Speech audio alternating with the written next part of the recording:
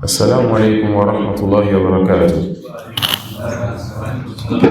Alhamdulillah, wa salatu wa salam ala rasulillahi sallallahu alayhi wa sallam. Allahumma la ilma lana illa ma 'allamtana innaka antal alimul hakim. Amma ba'd, nous allons poursuivre par la grâce d'Allah subhanahu wa ta'ala avec ce livre dédié Aqidatul Raziyayn. والقرآن كلام الله غير مخلوق بجميع جهاته القدر خيره وشره من الله عز وجل. Nous avons déjà vu la première partie donc, de cette croyance qui est le fait que le Coran soit la parole d'Allah. Le Coran c'est la parole d'Allah. Allah parle, on entend. Allah parle avec des huruf, avec des lettres. Ça suit.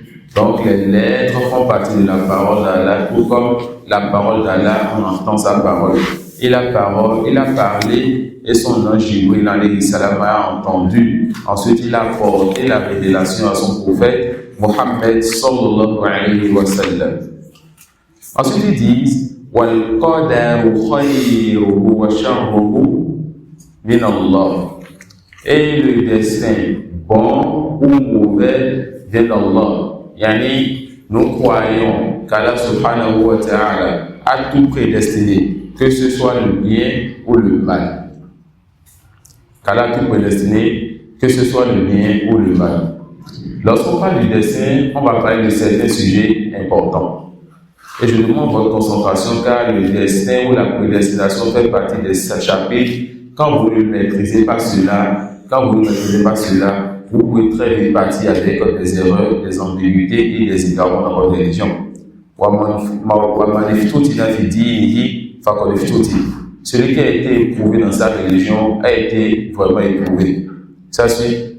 Et on essaye de donner un peu dans ces chapitres afin que la personne puisse mettre brique par brique pour pouvoir être solide et bien maîtriser ce chapitre.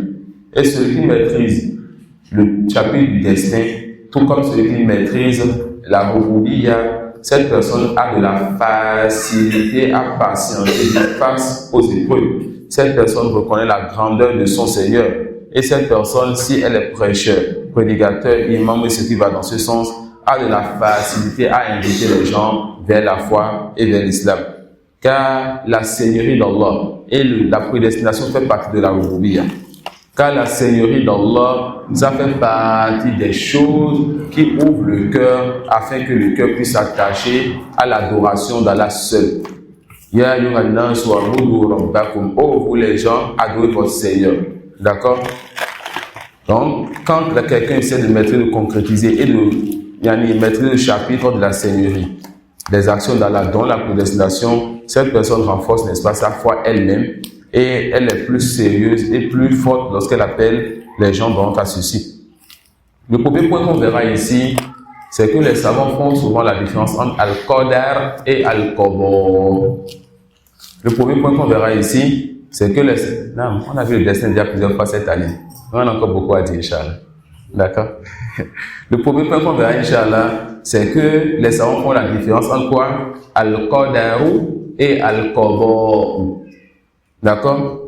Comment cela? Ils font la différence entre Al-Qadar, le destin, et Al-Qadar, la destinée, si vous voulez. Ça suit. Al-Qadar, le destin, et Al-Qadar, la destinée. Même si en français c'est beau, là, c'est un peu compliqué de faire la différence. Retenez en arabe et vous êtes des étudiants de langue arabe, alhamdulillah. D'accord? Donc, on fera la différence entre Al-Qadar et Al-Qadar. Al-Qadaru et Al-Qada'u. Hein? Alors, quant à Al-Qadaru, on en a parlé il y a plusieurs fois. De façon générale, vous avez compris de quoi il s'agit.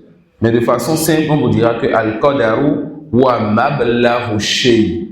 C'est ce vers quoi quelque chose va finir. C'est la réalité de quelque chose ou la finalité de quelque chose. Al-Qadaru, c'est la réalité de quelque chose ou la finalité de quelque chose. Al-Qadaru, c'est la réalité de quelque chose ou la finalité de quelque chose. Mais quant à Al-Qadar, cela vient dans la langue arabe pour désigner quoi? Al-Ihkam wal-Itqan wal-Infaz. al-ihkam, wal-itqan, wal-infadh. Al-qada, ça montre la perfection, la réalisation de quelque chose. Avec bienséance et perfection. Réaliser quelque chose avec bienséance et perfection. Non. En arabe, al-ihkam, al-infadh et al-itqan. Al-ihkam, al-infadh et al-itqan. En avançant, les détails seront encore plus clairs. Mais retenez d'abord que al-qadar ou al-qada font partie des kalimat idha ijtama'ta iftaraqata wa idha iftaraqata ijtama'ta. On a déjà compris cette règle. Al-qadar ou al-qada, c'est deux mots. Lorsqu'on les voit dans le même contexte, ils ont des sens différents. Lorsqu'on les voit dans des contextes différents, ils signifient la même chose. Alors, quand ils sont dans le même contexte, les savants essaient de nous montrer comment les différencier. Ils disent que al-qadaru sabiqun lil-qada. Le qadar vient avant al-qada. Le qadar vient avant al-qada. D'accord? Le qadar vient avant al-qada. Ça suit? Oui. Ils disent parce que al-qadar, ça revient à la science d'Allah. Et la science d'Allah prédestine précède toute chose. Al-qadaru, ça revient à la science d'Allah. Et la science d'Allah précède toute chose. Alors que al-qada, ça revient à l'attribut de quoi? D'action. Al-qada, ça revient à l'attribut d'action. Et la science d'Allah précède son action. Vous voyez? La science d'Allah subhanahu wa ta'ala précède son action. Deuxième différence, ils disent al-qadaru yarji'u ila sifati dhatiyya wal-qada'u yarji'u ila sifati al-fi'liyya. Al-qadaru revient à l'attribut d'essence et al-qada revient à l'attribut d'action. Quelle est la différence entre ceci et l'autre phrase? Dans l'autre phrase, on a dit quoi? Que al-qadaru revient à la science. Ici, on a dit que al-qadaru revient à l'attribut d'essence. Il y a une légère différence entre les deux. La science est un attribut d'essence d'Allah. Donc ça veut dire que al-qadaru, c'est quelque chose, Allah subhanahu wa ta'ala, il a toujours été rattaché à cela. Yani, il a toujours eu la science parfaite de toutes choses. Al-qada'u revient, on avait dit tout à l'heure, revient aux actions d'Allah. Et ici on dit quoi? Revient à l'attribut, revient aux attributs d'action. Ça veut dire, pour la première phase, al-qadaru revient à l'attribut al-ilm, la science. Al-qada revient à l'attribut quoi? D'action, yani al-fi'l. Mais pour la deuxième phase, on te dit tout simplement que al-qada c'est rattaché à la volonté d'Allah. Quand on dit que c'est quelque chose fait partie des attributs d'action, c'est que c'est rattaché à la volonté d'Allah. Ça fait partie des attributs d'action, c'est-à-dire c'est rattaché à la volonté d'Allah. Et la différence entre ces deux phrases n'est pas si grande que cela. Celui qui n'a pas compris n'a qu'à comprendre le sens général. Al-qadaru, ça revient à l'attribut de science qui est un attribut d'essence. Allah, il a toujours eu la science. Et al-qada revient aux attributs d'action d'Allah et Allah il fait donc ça quand il veut. Vous avez compris cette partie? Vous avez compris alors les deux premières différences.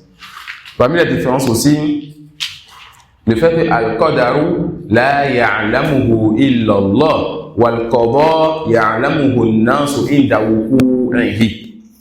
Al-qadaru, seul Allah connaît le qadar.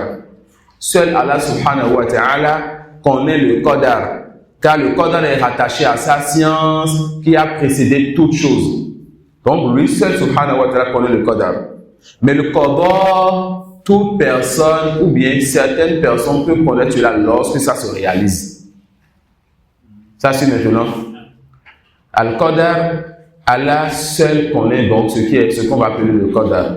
Mais le qadar, d'autres qu'Allah peuvent connaître cela lorsque ça se réalise. Allah savait depuis toujours, avant même de créer les cieux et la terre, avant les 50 000, 100 000, 10 millions d'années, et avant cela, c'était avant 10 millions d'années, 10 millions d'années avant la création des cieux et la terre, et avant cela. Ça suit. Il a toujours su qu'il y aura cette assise-là. Ça, c'est quoi? Al-Qadar. Lorsque l'assise a eu lieu, et que nous savons maintenant qu'il y a eu cette assise, Al-Qadar. Allah subhanahu wa ta'ala sait que tel jour, à tel moment, notre frère Abdelaziz va se marier. Ça, c'est quoi? Al-Qadar. Lorsqu'il s'est marié et qu'il a su, l'épouse a su qu'il nous a annoncé cela, Al-Qadar. Qu'elle a lui facile cela. Ça peut aller.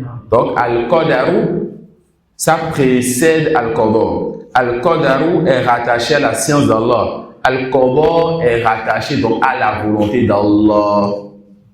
Ça suit? Ça suit? Parce que pourquoi il s'est rattaché à la volonté d'Allah? Car Allah fait quand il veut, comme il veut et où il veut. Ça suit?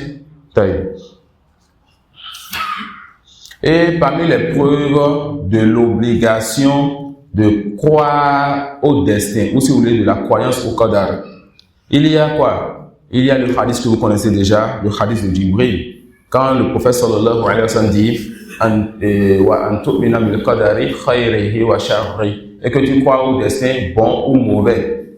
Et la parole d'Allah, inna kulla shay'in khalaqnahu bi qadar. Allah dit selon les de tradition, nous avons créé toutes choses avec mesure. Et la parole d'Allah, wa kana amrullahi qadaran maqdura. Selon les de tradition, Allah subhanahu wa ta'ala dit, le commandement d'Allah est un décret inéluctable. Alors, il est obligatoire pour tout musulman de croire au destin, de croire à la prédestination. Et lorsque nous disons qu'il est obligatoire pour tout musulman de croire à la prédestination, il s'agit du fait de croire à 4 choses importantes. De croire à ce qu'on appelle les 4 étapes de la prédestination.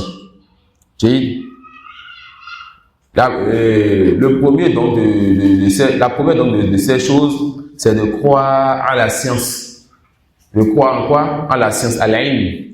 Et lorsqu'on dit croire à la science, il faut croire en 2 choses. Lorsqu'on dit croire à la science, il faut croire en 2 choses. Ça suit? Il faut croire à al-zaliyya wa shumul. An tu'mina bi anna ilma Allahi azaliyyun shamilun li kulli shay. Que tu crois que la science d'Allah a toujours été et sera toujours. Yani, la phrase d'Assa me dérange. Il faut croire qu'Allah a toujours eu la science et qu'il aura toujours la science. D'accord? Croire que la science d'Allah, il n'y a pas eu un moment où Allah ne savait pas, ensuite il a su. Comme le dit qui? Comme le disent qui? Qui est-ce qui dit qu'Allah, il fut un temps, il n'appelle pas la science et qu'il sait lorsque la chose se passe? Al-Qadariyya. On les appelle encore comment? Les Mu'tazila. On peut ajouter Inch'Allah. Alors, la science d'Allah est quoi? Azaliyya. C'est quoi Azaliyya? Allah, il a toujours eu la science. Est-ce qu'Allah a un début? La réponse non. Il est le premier sans début, alors il a toujours été avec sa science, subhanahu wa ta'ala. D'accord? Et sa science est shamil. Ça dit quoi shamil? Sa science englobe toutes choses. Il n'y a rien dans les cieux et sur la terre, ou entre les deux, qu'Allah ne sait pas. Il connaît toutes choses et en détail. Il connaît ce qui est dans le passé, ce qui s'est déjà produit, ce qui se passe actuellement. Il sait ce qui va se passer. Et il connaît même ce qui ne va jamais se passer. Si cela se produisait, comment allait se dérouler. Subhanahu wa ta'ala. Allah dit wa kana Allahu bi kulli shay'in alima. Il dit Allah est omniscient, c'est-à-dire Allah il connaît toutes choses. Kulluhuna umumul mahfuz. Il n'y a rien qui sort de la parole d'Allah. Allah il a la science de toutes choses. Allah connaît toutes choses sans exception. Et Allah subhanahu wa ta'ala dit wa anna Allah qad ahata bi kulli shay'in ilma. Il dit et qu'Allah a embrassé toutes choses de son savoir. Allah, il connaît toutes choses sans exception aucune. Et parmi les points qui montrent que Allah il sait même ce qui ne va jamais se produire. Si cela se passait, qu'est-ce qui va se passer? Il connaît. D'accord? Ce qui ne va jamais se produire. Les gens sont déjà morts. Est-ce que celui qui meurt peut encore revenir dans ce bas monde pour œuvrer? Impossible. Impossible pour qui? Yani Allah a décrété que cela ne va jamais se produire. Vous voyez? Allah a décrété que cela ne va jamais se produire. Mais il dit quoi dans le Coran? Subhanallah. Ces gens-là sont morts, mécréants.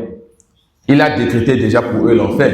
Et il a décrété qu'il ne va jamais les ramener ici. Mais il dit quand même, or, s'ils étaient rendus à la vie terrestre une nouvelle fois, ils reviendraient sûrement à ce qui leur était interdit. Subhanallah. Il sait que s'ils ramenaient ces koufars-là, après qu'ils aient vu l'enfer, ils allaient encore mécroire. Ça suit. Donc, il sait ce qui ne se passera même jamais. Si cela se passait, si cela se produisait, comment ça va se passer? Donc, si quelqu'un te dit, mais ces gens-là, ces mécréants, pourquoi vous dites qu'ils auront l'enfer? Ils sont morts dans la mécréance. Il se peut que s'il savait, ou bien lorsqu'il a vu, s'il revenait, on dit Allah a dit quoi? Son créateur a dit quoi? Celui qui a la science parfaite de toutes choses a dit quoi? Si on les ramenait, ils allaient encore tomber dans la mécréance. Ça suit? Ça suit? Et chacun, sa situation, sa personnalité, lui justifie cela. Combien de fois tu dis, je vais délaisser ce péché? Tu pleures en écoutant un prêche. Tu dis, je ne vais plus jamais le faire. Mais quand tu es éprouvé par le milieu, par tes amis, ou par ceci ou cela, paf, tu retombes encore dedans. Ça suit? Donc Allah subhanahu wa ta'ala dit quoi? Si on les ramenait, ils allaient encore tomber dans ce qu'on leur avait interdit. Donc on a dit que la prédestination a 4 étapes. D'accord? Première étape, la science. Deuxième étape, Al-Kitabatu. J'ai dit les deux choses. Première étape, j'ai dit quoi? La science. Et il faut que nous comprenions 2 sujets importants dans cette science-là. Qui a retenu ces 2 sujets? Non. Le premier sujet, c'est que Allah a toujours su. Azaliyatu ilmihi. Le fait qu'Allah, il ait toujours eu la science. Deuxième sujet. La science d'Allah englobe toutes choses. Ash-Shumul. Ash-Shumul. Le fait qu'Allah, sa science englobe toutes choses. Ça peut aller. Maintenant, deuxième étape du destin. Al-Kitab. L'écriture. L'écriture. Nous croyons qu'Allah subhanahu wa ta'ala a écrit la prédestination de toutes choses. Tout ce qui va se passer dans les cieux et sur la terre. Allah subhanahu wa ta'ala, il a écrit cela. Allah subhanahu wa ta'ala, il a écrit cela. Mais nous n'allons pas nous précipiter. Car les savants disent que lorsqu'on parle de l'écriture, il s'agit de 5 choses. Mais attention, les détails qu'on donnera pour certaines choses ici ne sont pas dans les 4 étapes. Comme on l'a dit le matin pour la volonté. Dans la volonté, on dit qu'il y a 2 types de volonté, universelle et législative. On a tous compris la différence entre les 2 types de volonté dans cette assise. Mais est-ce que c'est les 2 volontés qui sont dans les 4 étapes? Quelle volonté est dans les 4 étapes? La volonté universelle seule, car il s'agit de tout ce qu'Allah a créé et tout ce qu'il a créé, il a voulu. Et on verra encore ces 2 volontés maintenant avec certains ajouts, Inch'Allah. Alors ici, on dira quoi? Quand on dit Al-Kitab, dans les 4 étapes, qu'est-ce qui est voulu? Le fait qu'Allah ait écrit la prédestination de toutes choses quand 50 000 ans ont créé les cieux et la terre. On a retenu ça? Maintenant, de façon générale, quand on parle de la Kitab, du fait d'avoir écrit la prédestination, il y a 5 écritures. Est-ce que toutes ces 5 écritures sont dans les 4 étapes du destin? Non. Vous avez compris? Les savants, qu'est-ce qu'ils font? Quand ils viennent sur les 4 étapes du destin, ils vont te dire c'est quoi la base et ce qu'il faut comprendre. Ensuite, ils vont te faire al-istitrad. Ils vont sortir de cela et t'ajouter des fawaïd, des leçons bénéfiques qui sont rattachées à ceci, mais qui ne sont pas dans la chose. Donc, dans les 4 étapes de destin, quand on parle de l'écriture, on parle de quoi? Du fait qu'Allah ait écrit la prédestination de toutes choses, tout ce qui va se passer dans les cieux et la terre jusqu'à la fin des temps, quand 50 000 ans avant de créer les cieux et la terre. Vous avez compris ça? Maintenant, sachez que l'écriture est de 5 catégories. La première de ces catégories, ce qu'on appelle Al-Kitabatul Azaliyya. Al-Kitabatu al-Azaliya. Et il s'agit de ce qui concerne les 4 états du verset ici. Le fait qu'Allah ait écrit la prédestination de toutes choses 50 000 ans avant de créer les cieux et la terre. Je suis rapide? Ah. Ça y est. Première étape, première catégorie d'écriture, Al-Kitabatu al-Azaliya. Essaye d'être rapide aussi en écrivant. D'accord? On dit l'étudiant ensemble de hadith, il écrit rapidement, mange rapidement et marche rapidement. Ça peut aller. Non. J'ai un ami, Mohamed, le Libyen. Le jour où il a lu cette parole, je ne sais pas où est-ce qu'il a lu cette parole. Quand je marche avec lui, il me fatigue. Quel a le problème? Al-Kitabatu al-Azaliya. Qu'est-ce qu'il est voulu par Al-Kitabatu al-Azaliya? Il s'agit du fait qu'Allah ait écrit la prédestination de tout ce qui va se passer dans les cieux et sur la terre jusqu'à la fin des temps. Quand? 50 000 ans avant de créer les cieux et la terre. On a retenu ça? Allah subhanahu wa ta'ala dit Ma asaba min musibatin fil ardi wa la fi anfusikum illa fi kitabin min qabli an nabra'aha. Allah subhanahu wa ta'ala dit Nul malheur n'atteint la terre ni vos personnes qui ne soient enregistrées dans un livre avant que nous l'ayons créé. Avant que nous l'ayons créé quoi? Avant que nous l'ayons créé cette terre ou avant que nous l'ayons créé ce malheur. Ça veut dire que c'est Allah qui a créé la terre, tout comme celui qui a créé ce malheur qui a été atteint la personne. On va revoir ça tout à l'heure, Inch'Allah. Alors, on dit Al-Kitabatul Azaliya, il s'agit de la prédestination de toutes choses, et le détail de cela est venu dans le hadith de Abdullah ibn Amr, comme c'est venu chez Ibn Amr ibn As, comme c'est venu chez l'imam Muslim.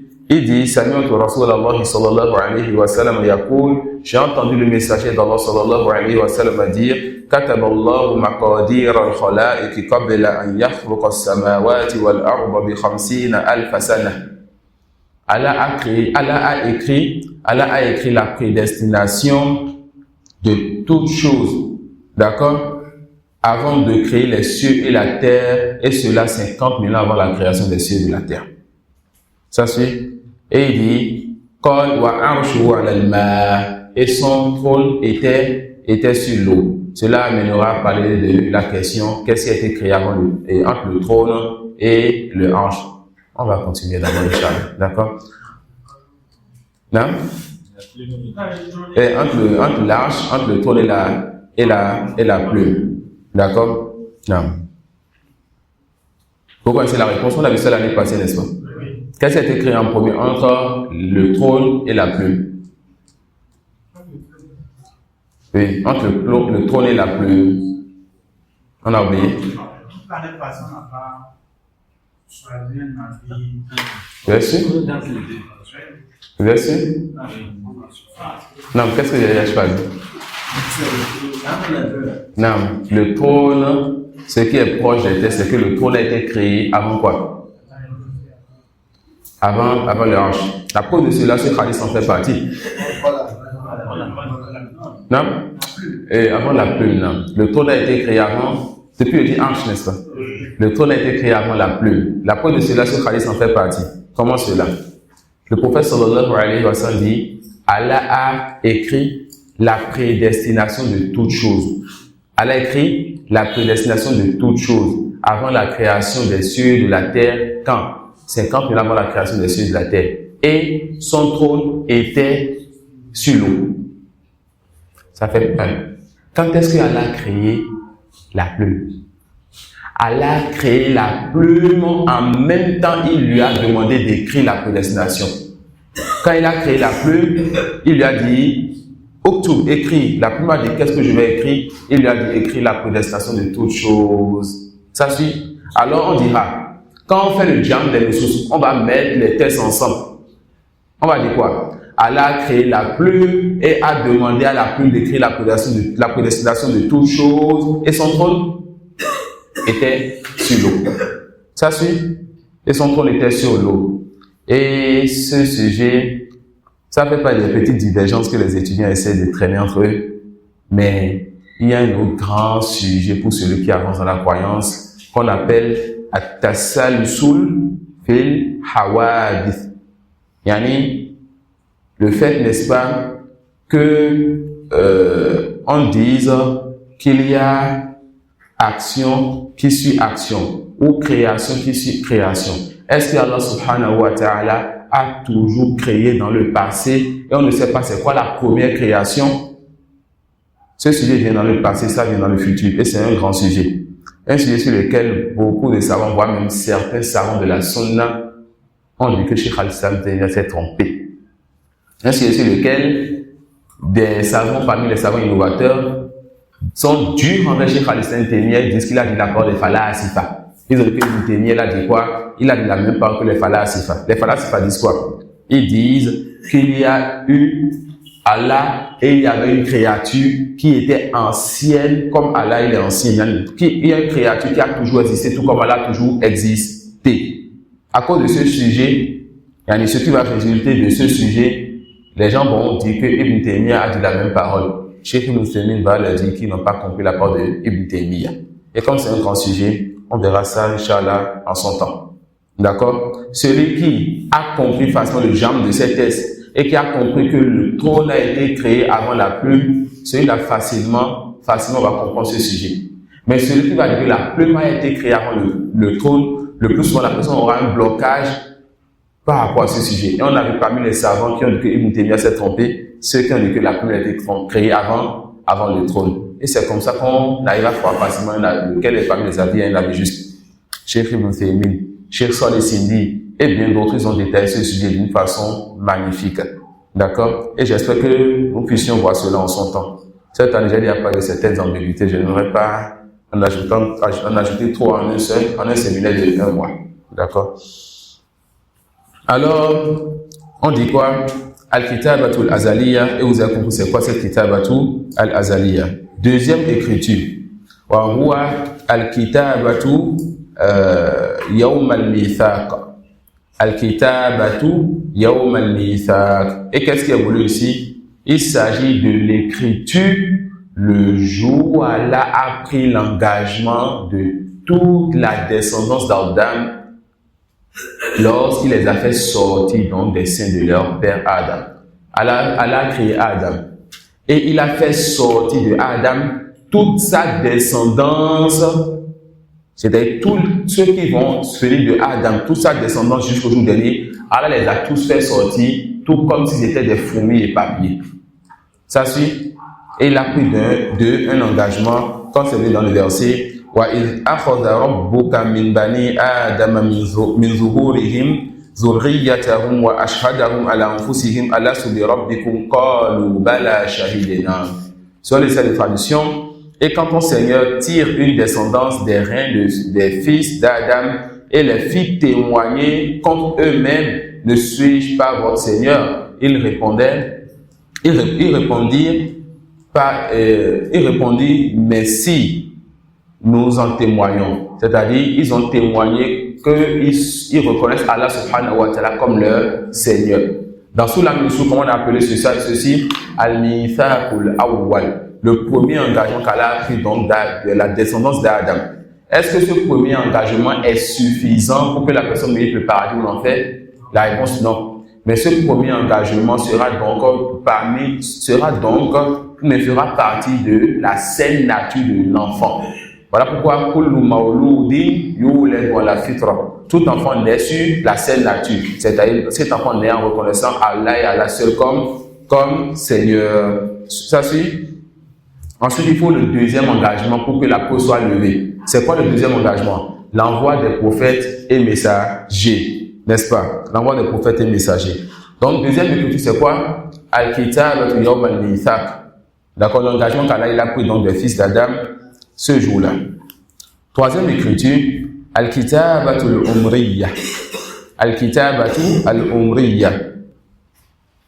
Il s'agit ici de ce que l'ange écrit lorsque l'enfant est dans le ventre de sa mère, lorsqu'il a eu 4 mois ou 4 mois 10 jours.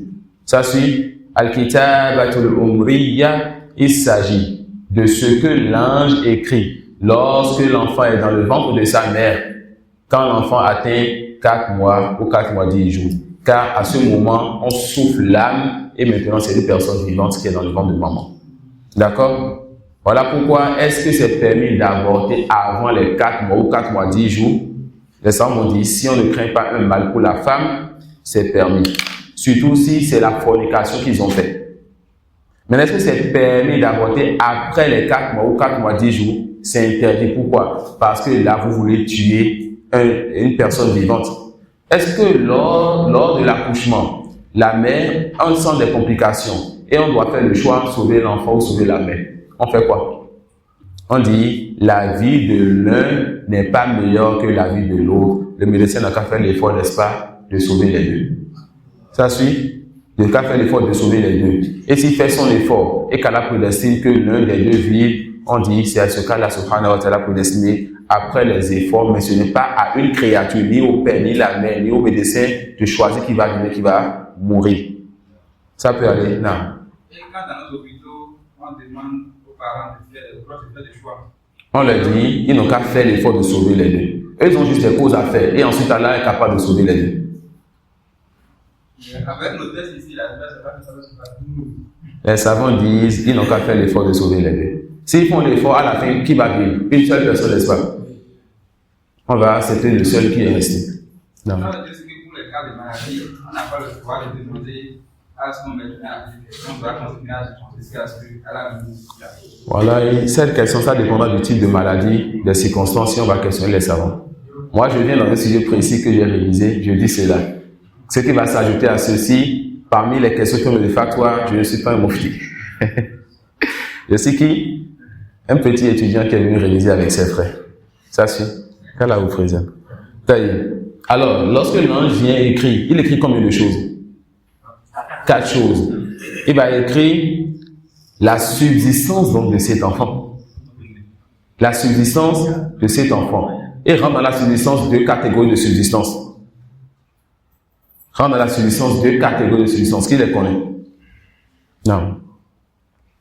La substance concernant sa religion et la substance concernant son corps. Tu es créé d'âme, d'une âme et d'un corps. Ton âme a besoin de subsistance, tout comme ton corps a besoin de subsistance. Ça suit?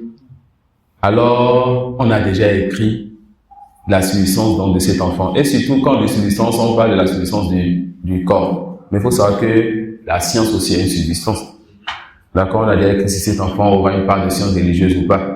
Est-ce que cet enfant fera telle adoration ou pas? Tout comme on a écrit ce qu'il va manger, comment il va vivre, son aisance, etc. Alors, ne te fatigue pas pour ce qui a été écrit déjà pour toi. Fais les causes et place ta confiance en Allah subhanahu wa ta'ala. On ne dit pas qu'il faut alors se baser sur le destin du joueur, pas œuvrer. D'accord? Et souvent, ceux-là, ils délaissent l'œuvre dans la religion, pas dans le bas. Quelqu'un te dira, le destin est déjà écrit, je suis obligé de faire ce que je fais, alors je délaisse les œuvres. Comment on les appelle? Les Jabriya. On va encore parler de maintenant, on n'a pas encore parlé de depuis. D'accord, on vient pour eux. On va parler de maintenant, Inch'Allah. Ça fait aller. Donc les Jabriya, d'accord, ça fait l'introduction des Jabriya. Les Jabriya, c'est qui? Des gens qui disent, Allah nous oblige à faire les œuvres. Quand je fais une bonne action, c'est Allah qui m'a obligé. Quand je fais un péché, c'est Allah qui m'a obligé. Ça suit? Alors, ils vont dire, pourquoi sortir pour aller prier? Pourquoi œuvrer? Je reste là et j'attends le décret d'Allah. C'est-à-dire, j'attends qu'Allah vienne m'envoyer un vent qui va me soulever pour aller vers la prière ou vers les adorations. Alors, on dira à l'un d'entre eux, pourquoi tu ne fais pas cela pour la subsistance aussi? Pourquoi tu ne dis pas, je reste à la maison et j'attends donc qu'une femme me vienne me dise, telle chose, les témoins, tout le monde vient faire le mariage. Je reste là et je vois un enfant qui sort de la terre. Je reste là et l'argent vient, je mange. Parmi les choses qu'on raconte, l'histoire de quelqu'un qui a cette force de Jabriya, qui pense donc que lui, tout est déjà prédestiné, il n'a pas fait les causes. Et lui, il a été éprouvé par le fait d'appliquer son diable dans le bas monde. Alors, on sait que c'est quelqu'un qui est dans le besoin.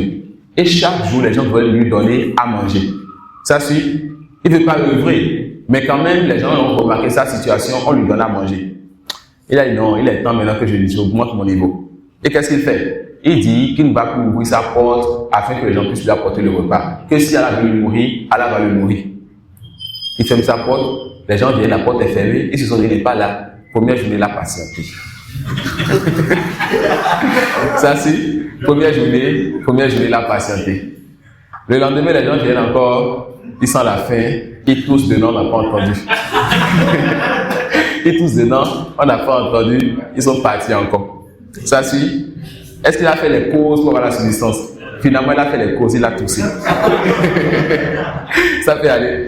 Finalement, il a fait quoi? Il a fait les causes, il a toussé. D'accord? Et l'histoire, je pense que ce sont les syndics qu'il a raconté, c'est un peu plus long que cela. La personne a passé même plus de 2 jours. Et chaque jour, il essaie de se rapprocher un peu plus des causes. Tu ne peux pas délaisser ou abandonner les causes. Tu feras toujours des efforts pour obtenir ce qu'Allah t'a écrit. Mais sache qu'Allah t'a prédestiné, et ce qui t'a prédestiné, tu ne mourras pas jusqu'à ce que tu obtiennes tout. Et parmi les histoires que notre Cheikh Ahmed Saïd nous a racontées, l'histoire de quelqu'un.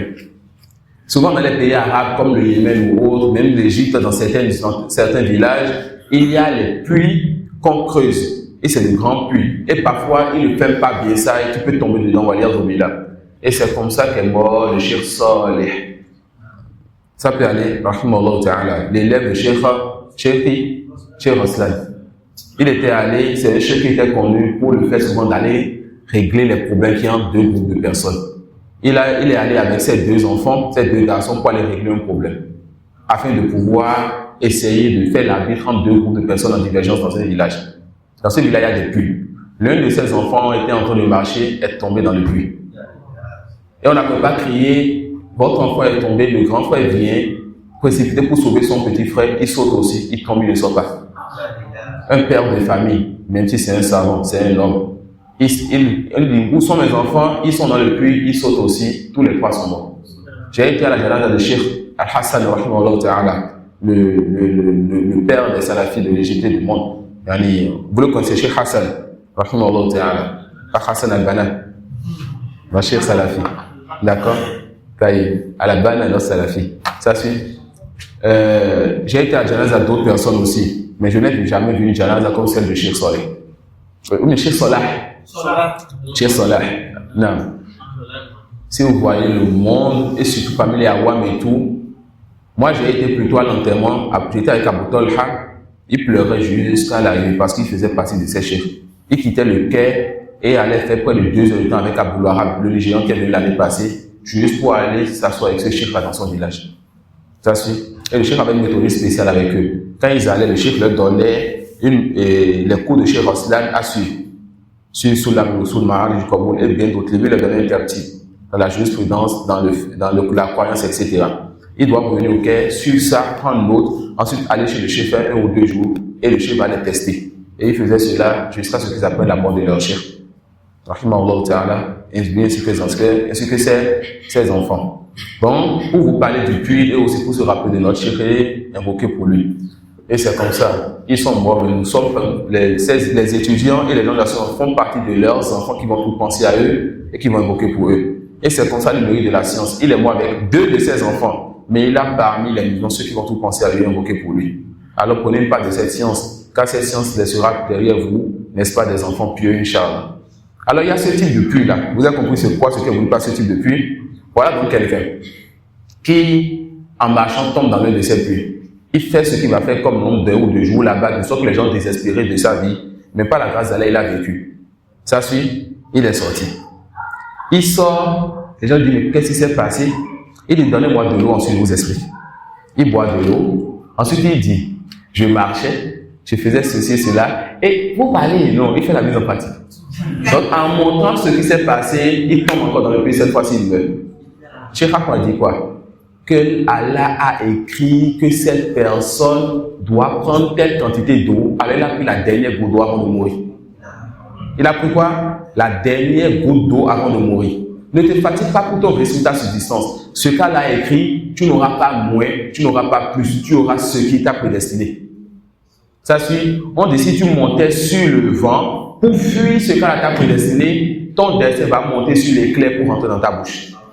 Tu ne peux pas fuir ce qu'on t'a prédestiné. Et ne te fatigue pas. Tu n'obtiendras pas ce qu'on ne t'a pas prédestiné.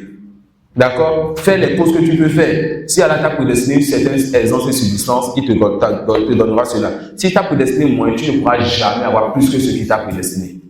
Fais juste les causes que tu as à faire et tu vas obtenir ce qui t'a prédestiné. Tout ce qu'on te veut de toi, d'être patient si c'est pas ce que tu aurais voulu que Allah t'a prédestiné. Mais sache que c'est dans ce qui t'a prédestiné qu'il y a le bien. Comme Ibn Jawzi dit souvent, le plus souvent la pauvreté réforme les gens. Le plus souvent, la pauvreté réforme les gens. Car il se peut que certaines personnes, lorsqu'Allah les donne, ils transgressent. Lorsqu'Allah les donne, ils se détournent de l'adoration. Lorsqu'Allah les donne, ils sont distraits. Alors Allah veut le bien pour ce serviteur. Il va lui accorder la pauvreté, la patience qui va avec et lui accorder le paradis par la suite. Ça suit? Alors on a dit quoi? Al-kitabatu, yani al-umriya. On écrit 4 choses. La première de ces choses, la subsistance. Ensuite, la durée de vie de la personne. La durée de vie de la personne. Ensuite, les œuvres que cette personne aura eu à faire plutôt. Ce que cette personne va faire comme action et comme œuvre. Et enfin, est-ce que cette personne sera heureuse ou malheureuse? Est-ce qu'elle fera partie des gens du paradis ou des gens de l'enfer? On a retenu les 4 points. Quatrième catégorie d'écriture. Al-kitabatul hawliya. Al-kitabatul hawliya. Il s'agit de l'écriture annuelle. Abdullah, tu n'écris pas? Al-kitabatul hawliya. Les 4 choses, on a dit la subsistance, la durée de vie, les œuvres que la personne fera et est-ce que la personne sera heureuse ou malheureuse? Heureuse ou malheureuse? Afimane, je veux confier à Abdullah, vérifiez souvent son cahier, voyez comment il suit. D'accord? Abdullah, ça peut aller? On veut que tu quittes ce séminaire en prenant quelque chose de bien, Inch'Allah. Alors, on a dit la 4e catégorie, al-kitabatul hawliya. Al-kitabatul hawliya, yani il s'agit de l'écriture annuelle. Qu'est-ce qui est voulu par ceci? Il s'agit du fait que chaque année, la prédestination de cette année, elle est écrite. Et ça, c'est quand? Laylatul Qadr. Fiha yufraqu kullu amrin hakim, selon les de traduction, durant laquelle, yani durant la nuit, Laylatul Qadr, la nuit du destin, c'est une nuit durant laquelle est décidé tout ordre sage. Est décidé tout ordre sage. On a compris cette écriture-là. Alors là, ça nous amènera à un sujet. Est-ce que le hadith qui dit quoi? Que l'invocation et le fait de lier les liens de parenté, ça peut changer le destin. Comment comprend ce hadith? Là. Comment faire le fait que quand on invoque et quand on lit les liens de parenté, ça change le destin. Mais il faut savoir que Allah a déjà écrit dans l'autre livre. Là, on va poser. Que cette personne va lier les liens de parenté ou bien va invoquer Allah. Arsène. Vous avez. Non. Oui. Et ça va changer. Est-ce que c'est le code que ça change? Le code d'Allah, on a dit quoi? C'est rattaché à la science d'Allah. Donc le code ne change pas. Non. Il y a une ici, on dit qu'Allah, il savait quelque chose. Et que cette chose a changé. Ça, c'est un manquement sur la science d'Allah. Et c'est Allah qui est la perfection absolue. Donc le code ne change jamais. Et le cordon aussi, ça ne change pas. Pourquoi? Parce que le cordon, c'est lié à la réalisation. Ça suit? Donc le cordon ne change pas car c'est rattaché à la science d'Allah. Et le cordon, c'est la réalisation de la chose. Donc, c'est la réalisation du cordon. Vous voyez? On va réexpliquer cela avant la question du grand frère. Vous voulez répondre? Allez-y. Moi, j'essaie de la comprendre, je vais essayer et l'espérance dit que le destin ne change pas en côté. Ce qui ne change pas pour faire, c'est la prédestination de la personne en entrant au paradis. Par exemple, on peut peut-être lui prédestiner qui doit faire plus, parce qu'il a reçu les mêmes parents, pour augmenter les bienfaits dans l'avenir. Mais je suis sûr, sa prédestination. Augmenter ses bienfaits. Ça veut dire qu'il y avait un bienfait qui était prédestiné. Peut-être lui donner plus de substance. C'est qu'il y a une solution qui était prédestinée, ensuite on l'a augmenté. C'est que le destin a changé. Dans tout. Maintenant, ce que les choses passent, c'est ce que moi je sais. C'est sa prédestination. Non. Ce qui est changé par le fait de le lire les liens de parenté, c'est par rapport à ce que les anges ont, pas par rapport à ce qui est dans le langue. On a vu, la première écriture, c'était quoi? l'écriture, 50 000 ans avant de créer les cieux et la terre. Ça, c'est dans Al-Lawh al-Mahfouz, la table préservée. Ça ne change jamais. C'est pour ça que le prophète sallallahu alayhi wa sallam dit quoi? Rufiyatil qalam wa juffatis suhuf. La plume a été levée et les feuilles ont été enséchées. Wa juffatis suhuf. Les feuilles. Les feuilles ont séché. Non, c'est langue sèche là, on fait comme mettre ça dedans. T'as vu? Donc, on a levé la plume et qu'est-ce qui a séché? Les feuilles ont séché. Donc, ce qui est dans la table préservée, c'est écrit, ça ne va plus jamais changer. Ça suit? Maintenant, Laylatul Qadr. Laylatul Qadr. Ça suit? Laylatul Qadr, on va écrire ce qui va se passer cette année. Mais avant cela, lorsqu'on est dans le ventre de notre mère, il se peut qu'on ait écrit, que l'ange ait écrit dans le ventre de notre mère, que cette personne, elle aura 10 millions d'euros avant de mourir. Ça peut aller 10 millions d'euros avant de vous faire ambitieux. Et que cette personne sera reconnaissante. Et que cette personne sera dans le verset d'Allah, ça peut aller quand nous ouvre cette bien fait. Maintenant que voilà que cette personne a lié les liens de parenté. Elle a eu 10 milliards d'euros. Ah. Tant qu'il y a là, il faut être ambitieux. Donc cette personne a quoi? 10 milliards d'euros. Qu'est-ce qui s'est passé? Les anges ont écrit quelque chose. Mais cette personne a eu autre chose. L'année où elle a eu autre chose, là, qu'est-ce qu'il y a écrit? Laylatul Qadr. Il a été écrit Laylatul Qadr que cette personne-là aura 10 milliards d'euros cette année. Donc on a deux écritures. L'écriture dans le monde de moment, 10 millions. Il n'y a pas de contradiction. L'écriture de l'année là, où ça a augmenté 10 milliards. Ça suit, c'est simple. Les gens savent que le Seigneur a écrit l'écriture définitive, ce qui ne changera jamais là-bas. Donc là-bas, la question aurait été écrite, yani, de façon générale, que ce serviteur, lui, sera prédestiné 10 millions d'euros et qu'il va lier les liens de parenté, il y aura 10 milliards d'euros. L'année qui suit, là, encore les liens de parenté, 10 milliards d'euros. L'année qui suit, là, il a fait une évocation bénéfique, 100 milliards d'euros. Oui, il va aider les musulmans, Inch'Allah. D'accord? Ça peut aller. Ça peut aller.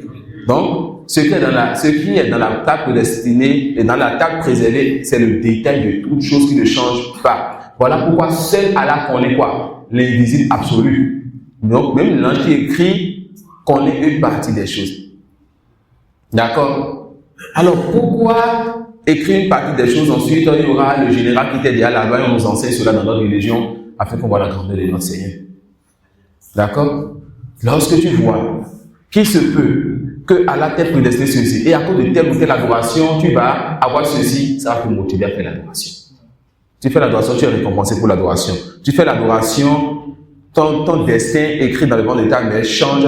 Cette année-là, on t'a prédestiné ceci et le bien augmente. Ça t'amène à louer davantage ton Seigneur, le bien augmente encore. Subhanallah, tu seras toujours dans un cas d'adoration. Voilà pourquoi on dit que le savant, même son sommeil est une adoration. Il dort pourquoi? Pour dire je me réveille tôt pour le Fajr. Avec cette intention, cette lui, son sommeil devient adoration. Il n'a qu'à qu'on fait n'importe comment dans son sommeil. D'accord? Non. Si l'ange écrit dans le monde, lorsque la personne est dans le monde, Non. il aura pas 10 millions d'euros. C'est 10 millions d'euros toute sa vie, mais c'est 10 millions d'euros jusqu'à la nuit de l'État. Non, ce qu'on a écrit dans le ventre de la mère, de façon générale, c'est ce que la personne aura, il y a un risque jusqu'à ce qu'elle meure. Et lorsque la personne a atteint cela, c'est la mort. Donc. C'est possible que l'ange écrit que la personne aura 10 millions d'euros et que finalement, ce qui est écrit là ne soit pas exact. C'est ça qu'on a expliqué maintenant. Non. Et après, il va réécrire. Non, la peine dernière. D'accord, Laylatul Qadr, on va écrire Laylatul Qadr que cette année 2026, cette personne, elle aura quoi? Elle aura 2 millions cette année. Voilà que la personne avait déjà 9 millions. 9 plus 2, ça fait 11 millions. Donc ça veut dire que ça a déjà dépassé ce qui était prédestiné. On voit que cette personne, sa vie n'est pas encore terminée, Inch'Allah. Et qu'à cause de telle adoration, elle aura ceci. L'ange a compris que telle adoration était déjà prédestinée pour cette personne et qui va augmenter à ce que lui, l'ange, connaissait. Et même l'ange aussi, ça va lui montrer encore la grandeur de son Seigneur et que la ilma lana illa ma'alamtana et que nous n'avons de sens si ce n'est ce que tu nous as enseigné, Seigneur. Qui a dit ça? C'est les anges qui l'ont dit. Donc c'est possible que l'ange écrit. Non. Non. Et ça, c'est une compréhension des savants donc, de ces textes. Il y a d'autres qui disent non. Aucune des écritures ne change. Et que ce qui est voulu, c'est juste la baraka, donc dans la subsistance de la personne. Mais le premier avis me plaît bien. C'est pour ça que c'est ça ce que j'enseigne souvent. Non. Oui, pourquoi ça me plaît bien? Ça m'amène à plus aimer mon Seigneur, reconnaître sa grandeur et, n'est-ce pas, à vouloir faire ses adorations. Non. On parle là que le changement du destin est conditionnel. Changement du destin, on parle de quel destin? On a déjà dit que le destin ne change pas, que ce soit le Qadar ou Al-Qadar. En réalité, le destin n'a pas changé là. Le destin, c'est 4 choses. C'est quoi? L'écriture, la science, l'écriture. Lorsqu'on dit l'écriture, on parle de quelle écriture? Non. 50 millions de cieux. Est-ce que ça change? C'est fini. Ici, maintenant, on a fait sorte. On a dit quoi? J'ai dit ça au début. On a les 4 étapes et reconnaissez ce qui est dans les 4 étapes. Quand on dit écriture là-bas, c'est ce qui a été écrit 50 000 ans avant de créer les cieux et la terre. Maintenant, lorsqu'on parle de 5 écritures depuis là, quand on a fait la première écriture, c'est fini. Hein. Ce qu'on dit, on est en train de parler de tout ce que les anges ou bien Allah demande à une de ces créatures d'écrire, c'est tout. D'accord? Donc, ce qui est dans le destin ne change pas. Mais autre que cela comme écriture, Allah peut subhanahu wa ta'ala changer. Ça suit? Non. Le verset qui peut m'aider pour ce verset, il y a un verset qui justifie ceci. Inna Allah يثبت ما يشاء يمحو ما يشاء ويثبت وعنده الكتاب. يمحو ما يشاء ويثبت وعنده الكتاب. Allah subhanahu wa ta'ala, il efface et change ce qu'il veut et il garde ce qu'il veut et c'est auprès de lui que se trouve la table préservée. C'est auprès de lui que se trouve le livre de base. D'accord? Dans ce verset, on montre quoi? Qu'il change ce qu'il veut et il garde ce qu'il veut et c'est auprès de lui que se trouve, n'est-ce pas, la table préservée. D'accord? On a compris. Dans quel livre? Dans quel livre? Est-ce que j'ai dit que ce qui est dans la table préservée change? Ça ne change pas. Ça peut aller. Ce qui est dans la table préservée, est-ce que ça change? Ça ne change pas. Attends d'abord. Des fois, on n'a pas compris. Abou Rachad. Abou Rachad. L'ishkal est à quel niveau? Non?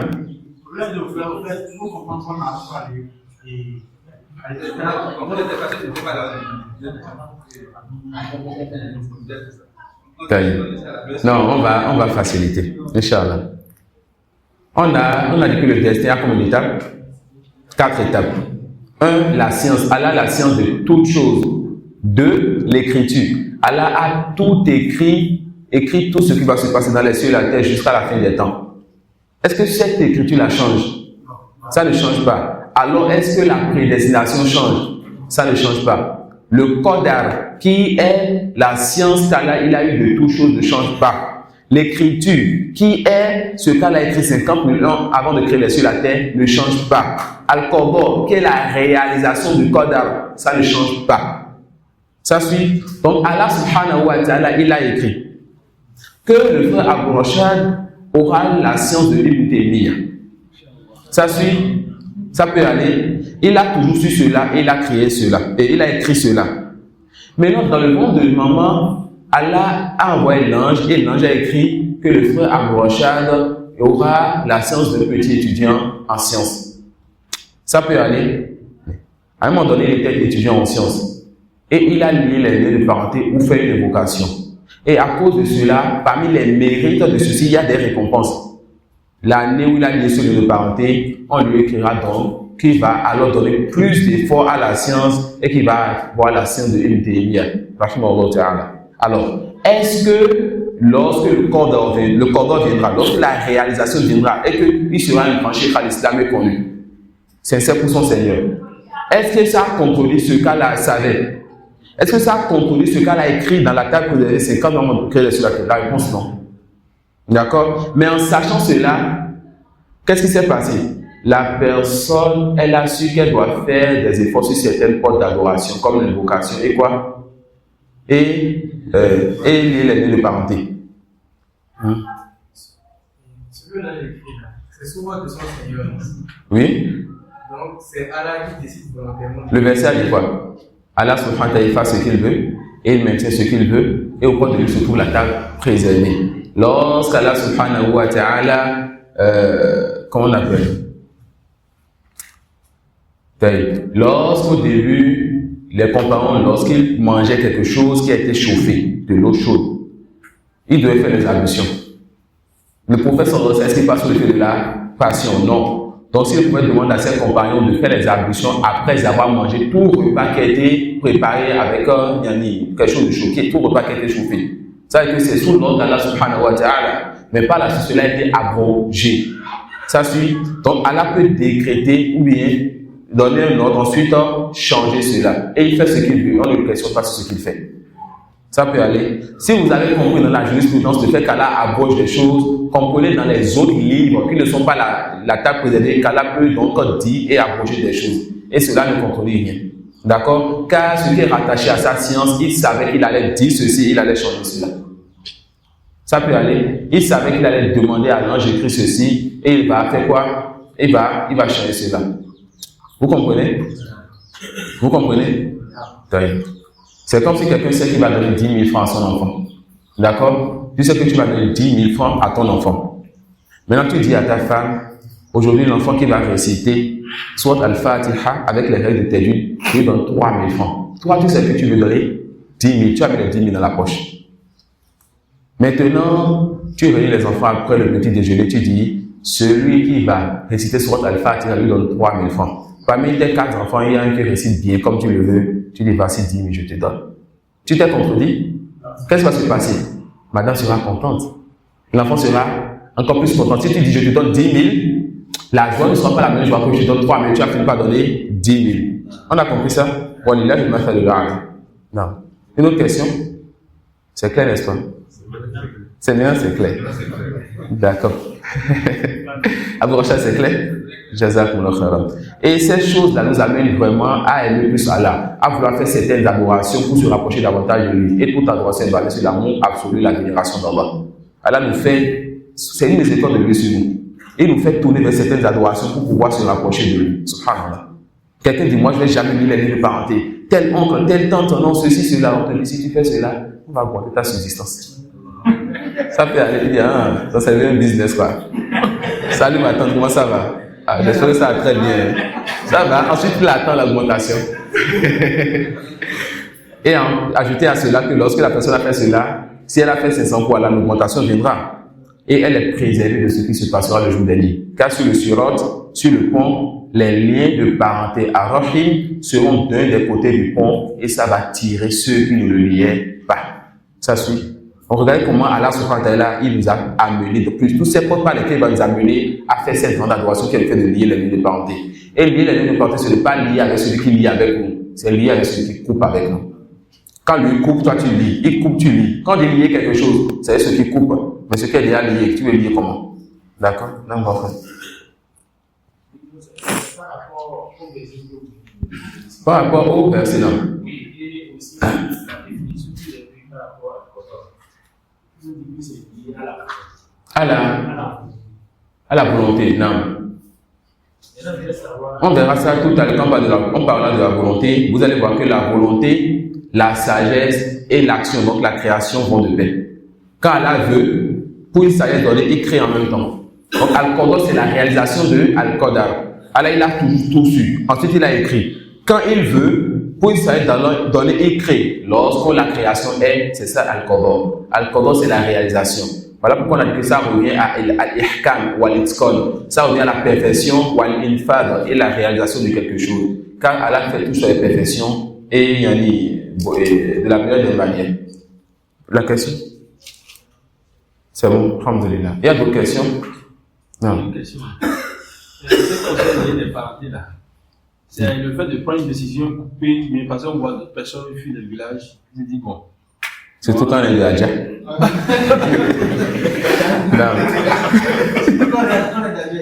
Non. Donc, mais c'est juste que le fait de ne pas appeler une personne. Lier les liens de parenté, c'est éviter qu'il y ait, n'est-ce pas, entre toi et ce parent-là, de l'animosité. Et s'il lui fait de l'animosité, toi, tu repousses cela, surtout quand c'est un musulman, et même quand c'est un non-musulman. D'accord? C'est souvent même un parent non-musulman qui est sorcier. On sait que lui, là, vraiment, il nuit aux gens, il fait de la sorcellerie, il va chez les devins, les marabouts, il nuit aux gens. On te dit, il ne faut pas aller le visiter. Il ne faut pas envoyer tes enfants en vacances chez lui. Mais une fois en passant, hein, tu l'appelles. Ah, ma tante, comment ça va? Ah, ça va très bien. Comment ça fait longtemps et je suis déjà allé vous passer le coucou. J'ai fait que les enfants comment se portent bien. Il dit ça va bien, etc. On te demande pas d'aller forcément aux réunions de famille et aller surtout quand tu crains un mal. Mais une fois en passant, tu appelles. Une fois en passant, tu envoies un message. Une fois en passant, tu fais un mot de 5 000 francs à l'un de ses enfants qui va dire, ah, tonton Ismaël m'a envoyé 5 000 francs. Tu as lié ces liens de parenté. D'accord? Donc, toi, tu préserves les liens de parenté en te préservant du mal de la personne. Et si c'est comme ça avec celui qui est sorcier non musulman, alors tout le reste est facile, Inch'Allah. Je ne veux pas amener les gens dans l'exagération, mais souvent les jeunes disent que. Moi j'ai entendu quelqu'un dire, mais après, bon, j'ai su que c'est qui fait partie des Ikhwan, qui dit qu'en fait, en réalité, il faut même le Alhamdulillah que tu dis, quand tu rends grâce à Allah, tu dois quand même. C'est comme si en fait tu vas dire Alhamdulillah pour le fait d'avoir dit ça. C'est comme si tu avais déjà prédestiné que tu allais le remercier. Et c'est une très bonne parole. C'est encore une grâce subie qui te fasse le remercier, quoi. Non. Nous allons dire ça d'accord il a dit la vérité et c'est un grand menteur. Pourquoi c'est un grand menteur? Parce que les Ikhwan sont des innovateurs. Et pourquoi il a dit la vérité? Parce que chaque adoration a besoin d'une adoration pour remercier Allah. Cette assise qu'Allah nous a facilité a besoin d'une adoration pour le remercier. Et si tu dis le remerciement, tu as besoin d'une adoration pour le remercier encore. Voilà pourquoi on ne peut jamais s'arrêter dans le remercier Allah subhanahu wa ta'ala. فَأَمَّا مَنْ أَعْطَى وَاتَّقَى وَصَدَّقَ بِالْحُسْنَى فَسَنُيَسِّرُهُ لِلْيُسْرَى. Allah il a dit quoi? Celui-là qui craint, celui qui donne et qui craint, ça peut aller et qui croit au jour dernier, Allah va lui faciliter encore d'autres adorations et d'autres biens. Donc, quand tu fais cette adoration, Allah te facilitera d'autres adorations. Et ça, c'est une très belle sens que ce candidat vous a donné. D'accord? Tout comme Shaitan a enseigné le milieu de Ayatul Kursi. Est-ce qu'on va prendre la séance de Shaitan? Non. D'accord? Non. Autre question? Alhamdulillah. Non. Bon, si peut-être on connaît quelqu'un qui est dans la chose de chic ou autre, là. Non. Et bon, il te menace du genre, est-ce que tu au pays, c'est possible de le quitter, tu sais, c'est-à-dire on quitte tout ça, quoi. On peut peut-être aller peut-être le coup. Bien Est-ce sûr. que cette personne ne te voit plus, quoi? Bien sûr. C'est loin de la personne pas dire que tu as coupé les liens de parenté. Les liens de parenté ne pas dire que tous les jours, de chaque mois, tu dois voir la personne. Même une année, une fois en passant, tu appelles la personne. Une fois en passant, tu écris à la personne. Ou bien tu connais l'un des enfants de cette personne qui a un moindre mal que cette personne. Tu lis les liens de parenté avec cet enfant, de sorte à ce que la personne sache que tu n'as pas disparu. D'accord? Et souvent, on fait plaisir aux parents en faisant plaisir aux enfants. Non. Ça peut aller. On a vu qu'il y a combien d'écritures? 4 écritures sur 5 ans. 5e et dernière écriture, Inch'Allah, Al-Kitabatul Yawmiyya. Certains savants acceptent ça, d'autres refusent. Allah subhanahu wa ta'ala, il s'agit de l'écriture journalière. L'écriture journalière, Allah subhanahu wa ta'ala dit, Kullu yawmin huwa fi shan. Chaque jour, il accomplit une autre nouvelle. Vous voyez? Donc, tout ce qui se passe dans les cieux et sur la terre, d'accord, chaque jour, cela est prédestiné. On a compris les 5. Al-Kitabatu al-Yawmiyya, l'écriture journalière. On a compris les 5 écritures, sans embrouille. Il y a des questions sur les 2 premières étapes du destin. J'aurais voulu qu'on voit les 4 étapes du destin aujourd'hui, mais je pense que ce qu'on a pris les 2 premières étapes, je vais vous laisser digérer. Et demain, Inch'Allah, on va voir les 2 dernières étapes. Je vais peut-être terminer en apportant une faïda. Et vous allez voir dans la loi suite, il y a Cheikh Al-Islam Temia, quand il a parlé de la prédestination, il a d'abord séparé les 2 premières étapes, ensuite les 2 dernières étapes. Et ça a étonné certains savants, car c'est pas une habitude. Mais Cheikh Al-Islam Temia, c'est quelqu'un, on ne se le précipite pas de qui s'est trompé. Les 2 premières étapes, celui qui nous contrôle dedans, cette personne est mécréante. Et les 2 dernières étapes qu'on verra demain, Inch'Allah, celui qui nous contrôle dedans, la base c'est que c'est un innovateur, donc un musulman innovateur. Ça suit. Wa subhanaka wa bihamdik, ashhadu an la ilaha illa anta astaghfiruka wa atubu ilayk.